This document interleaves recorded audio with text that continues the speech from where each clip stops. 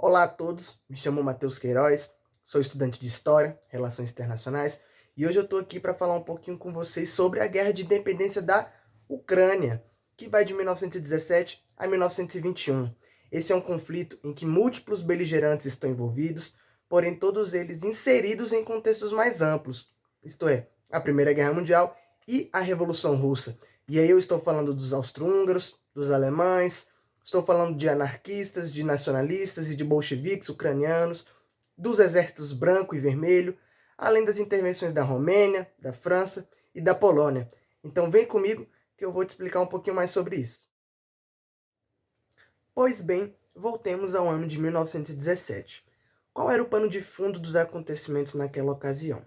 Em 1917, o que hoje nós compreendemos por Ucrânia fazia parte do chamado Império Russo, e naquela altura estava envolvida no chamado Fronte Oriental da Primeira Guerra Mundial, onde se confrontavam em território ucraniano os impérios alemão e austro-húngaro contra o Império Russo e o Reino da Romênia.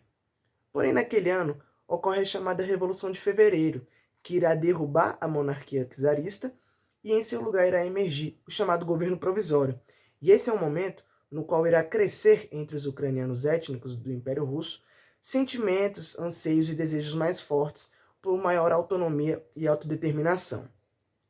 E então, nesse momento, é fundada em Kiev a chamada República Popular da Ucrânia, que ainda irá manter laços com esse governo provisório recém-estabelecido, porém será governado de fato pela chamada Rada Central, que naquele momento era de maioria socialista. Porém, acontece que a Rússia permaneceu na guerra, e após os sucessivos desastres militares que se seguiram à ofensiva Kerensky, muitos ucranianos irão perder a fé na Rússia e irão começar a enxergar nessa Rada Central uma melhor alternativa para se pensar em um Estado ucraniano independente. Simultaneamente, também cabe destacar que ao sul do território ucraniano já começavam a atuar algumas legiões anarquistas, naquele momento liderada pelo chamado Néstor Magno. Depois, com a Revolução de Outubro, a Rada Central, se aproveitando dos distúrbios e do caos que imperavam por toda a Rússia, ela irá tomar o poder em Kiev. Só que, em resposta, os bolcheviques russos, que haviam derrubado o governo provisório em Petrogrado e se estabelecido no poder, os bolcheviques irão fundar na Ucrânia uma república ucraniana rival na cidade de Kharkiv. E então, em represália, a Rada Central irá declarar a independência da Ucrânia no dia 22 de janeiro de 1918, rompendo relações com a Rússia soviética, sendo que esta, por sua vez, irá rejeitar e não irá reconhecer a independência ucraniana, uma estratégia que ela também havia feito com os países bálticos naquela mesma ocasião. Só que é preciso salientar que a Rada Central dispunha de uma força armada limitadíssima naquele momento. E então ela passa a receber pressões constantes, tanto dos bolcheviques de Kharkiv, como também dos anarquistas de Néstor Magno, ao sul da Ucrânia, porque ele havia se aliado efetivamente com os bolcheviques naquelas circunstâncias. E então, o inevitável acontece. Os guardas vermelhos conseguem entrar em Kiev e estabelecer seu controle sobre a Ucrânia. Uma curiosidade e uma observação importante é que, também tirando proveito dessa situação, o Reino da Romênia irá anexar uma região ao sul da Ucrânia chamada Bessarábia, um território que um dia já fez parte da própria Romênia, só que ela teve que ceder ao Império Russo em 1878, como parte das negociações da Conferência de Berlim, em troca do reconhecimento da sua própria independência sobre o Império Otomano. Porém, vejam só que situação complexa e delicada. Diante do colapso iminente e evacuado na cidade de Zitomir, a Rada Central ela irá se voltar para seus antigos inimigos, as potências centrais, Alemanha e Áustria-Hungria, cuja ajuda militar contra os bolcheviques seria retribuída com o fornecimento de alimentos para aliviar as populações famintas de Berlim e de Viena, que naquela ocasião estavam sendo duramente afetadas pelo bloqueio marítimo imposto pela Inglaterra durante a Primeira Guerra. E lembremos que a Ucrânia sempre foi considerada e sempre foi chamada de o celeiro da Europa, principalmente por conta das suas vastas produções de trigo. E então o que acontece? Em 1º de março, as potências centrais entram em Kiev, expulsam os bolcheviques do poder e restabelecem a Rada Central. Depois, quando a Alemanha assina com a Rússia Soviética o Tratado de Brest-Litovsk e a Rússia sai da guerra, efetivamente a Ucrânia ela passa a ficar em uma esfera de influência alemã, uma situação bastante similar até naquele mesmo momento que estava acontecendo na Finlândia, quando os alemães desembarcaram tropas em Helsinki para ajudar a Guarda Branca Conservadora contra a Guarda Vermelha Social-Democrata na Guerra Civil Finlandesa. Só que o que é que acontece? Nem todos aceitaram de bom grado se submeter a essa influência alemã. Principalmente bolcheviques ucranianos locais, grupos de autodefesa compostos por camponeses, os chamados Exércitos Verdes, assim como os anarquistas de Néstor Makhno, provocando inúmeros distúrbios e enfraquecendo a Rada Central. Então, visando restabelecer a ordem e apoiado por Berlim, um ex-general do Império Russo, chamado Pavlo Skoropadsky, ele irá liderar um golpe de Estado contra a Rada Central e irá efetivamente tomar o poder na Ucrânia. E nesse momento é inaugurado o chamado Hetmanato, um regime ditatorial, é verdade, mas que irá estabelecer uma paz, uma trégua com a Rússia Soviética. O Hetmanato ele desfruta de relativa tranquilidade até novembro de 1918, quando, ao assinar o armistício de Compiègne e ser derrotada na frente ocidental da Primeira Guerra, a Alemanha se retira da Ucrânia. Skoropadsky ele vai ser derrubado após uma revolta liderada pelo social-democrata Simon Petliura, que irá refundar a República Popular da Ucrânia, só que dessa vez será governada por um diretório socialista. Já passando ao ano de 1919, após a derrota das potências centrais, Vladimir Lenin ele irá anular o Tratado de Brest-Litovsk e iniciar um avanço não apenas sobre a Ucrânia, mas sobre vários países da Europa Oriental, visando recuperar os territórios que a Rússia perdeu durante e após a sua saída da Primeira Guerra Mundial. Simultaneamente, com o colapso do multiétnico Império Austro-Húngaro, a região austríaca da Galícia Oriental ela será particularmente afetada, porque lá viviam tanto poloneses quanto ucranianos. E veja só o que acontece. Os ucranianos que lá viviam, eles irão manifestar a sua vontade de se integrar à República Popular da Ucrânia, enquanto os poloneses, concentrados especialmente em Lviv, eles irão proclamar sua lealdade à Segunda República Polonesa, recém-fundada e então comandada pelo presidente Józef Piłsudski.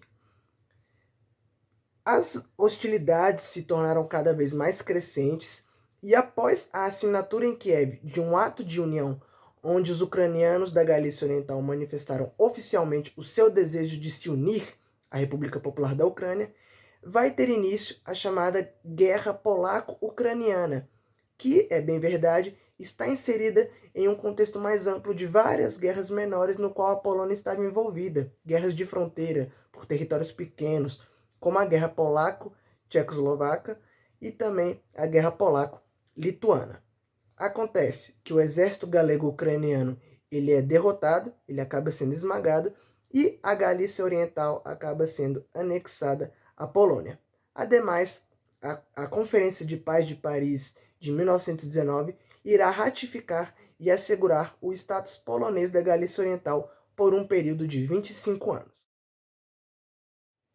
Como parte das operações militares de intervenção dos países aliados na Guerra Civil Russa, obviamente em apoio do Exército Branco anti-bolchevique, tropas mistas sob comando francês irão desembarcar através do Mar Negro, que então havia sido liberado após a derrota da Alemanha e do Império Otomano, nas cidades ucranianas de Kherson, Odessa e Sebastopol, visando eliminar as forças bolcheviques que ali ainda persistiam.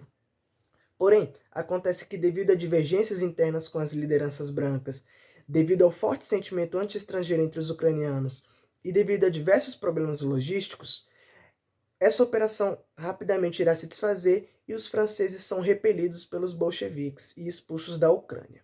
Como consequência, uma renovada ofensiva bolchevique ganha força e fôlego, e o diretório de Simon Petliura é derrubado pelo Exército Vermelho, que irá fundar pela primeira vez a República Socialista Soviética da Ucrânia. Todavia, esta se viu rapidamente ameaçada quando os brancos, se aproveitando da reorientação e reagrupamento dos bolcheviques no sul da Rússia e nos Urais, avançam por toda a Ucrânia Oriental e Central, por meio dos exércitos Don e do Exército Voluntário Branco do general Anton Denikin. Só que no início de 1920, a maré da guerra ela se inverte novamente e, com exceção da Crimeia, os bolcheviques recuperam todos esses territórios perdidos. Inclusive, os bolcheviques irão trair e também derrotar o anarquista Néstor Magno, cujo exército negro, como era chamado, inclusive havia ajudado a lutar contra os brancos. Exilado no terço oeste do território ucraniano, a República Popular da Ucrânia de Simon Petliura se viu forçada a se voltar novamente para um de seus antigos adversários, dessa vez a Polônia, assinando em Varsóvia com o presidente Pilsudski um acordo militar para combater os bolcheviques. Acontece que, da mesma forma que havia ocorrido com os alemães, essa associação sacrificava parte da soberania ucraniana, porque Petliura, além de reconhecer a legitimidade da anexação polonesa da Galícia Oriental, também concordava em inserir a Ucrânia no grande sonho de Pilsudski, que era formar uma federação enorme de países lideradas pela Polônia, que englobava ali partes da Europa Oriental e da Europa Central. Nesse sentido, e esse é considerado o ponto de partida da chamada Guerra Polaco-Soviética de 1920, os poloneses iniciam uma ofensiva sobre Kiev em favor do governo de Petliura. No começo, ela é bem sucedida, só que rapidamente os poloneses são quase que completamente expulsos da Ucrânia após uma contraofensiva do Exército Vermelho. Só que, novamente, em mais uma reviravolta, em agosto de 1920, o Exército Vermelho se viu forçado a recuar em diversos frontes, porque ali nos arredores de Varsóvia, no rio Vístula, eles sofreram uma humilhante e acachapante derrota para os poloneses. Ademais, tirando proveito dessa situação, os exércitos brancos, dessa vez liderados pelo general Piotr Wrangel, eles irão novamente avançar pelo sul da Ucrânia.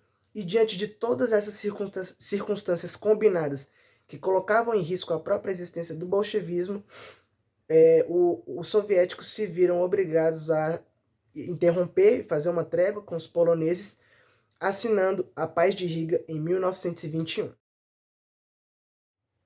Tendo a Paz de Riga encerrado as obrigações da Polônia com o governo de Petliura, os bolcheviques enfim tiveram um caminho facilitado para suprimir esse seu governo dissidente, podendo voltar suas atenções para as tropas brancas remanescentes em território ucraniano.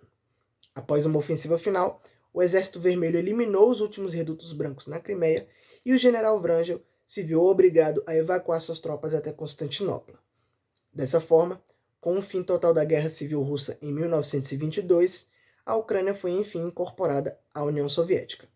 Ou seja, essa breve experiência de dependência ucraniana que aqui eu relatei para vocês chegava ao seu fim, e o povo ucraniano só veria a independência plena novamente em 1991, com o fim da Guerra Fria e a dissolução da União Soviética.